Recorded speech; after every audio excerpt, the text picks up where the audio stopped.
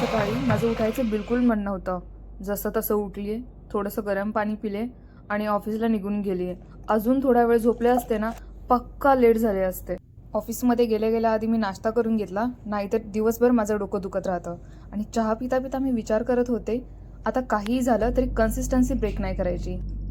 मी ना आता ऑफिसमधून येताना एका ठिकाणी थांबले होते. मी पाहिले की तिथं नारळ पाणी विकतायत. म्हणजे नारळ तर विकतच होते, पण ते कट करून बॉटलमध्ये भरून विकत होते.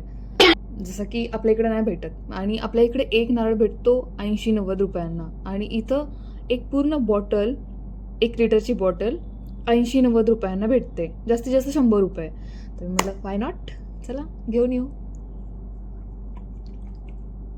आता पटकन फ्रेश होते, कारण दिवसभरात बॉडीची नामात्र हालचाल झाली आहे. इथं जवळच तलाव आहे आणि साईडला मस्त गार्डन बनवलं आहे. छान वाटतं संध्याकाळी. मी नेहमी जात असते. माझी आई मला नेहमी म्हणते, करायच्या अगोदर नाही कशी काय बोलतेस तू, आधी ट्राय तर कर. तर मित्रांनो, आता मी ट्राय करणार आहे. तू या पुढच्या व्हिडिओमध्ये. Bye bye.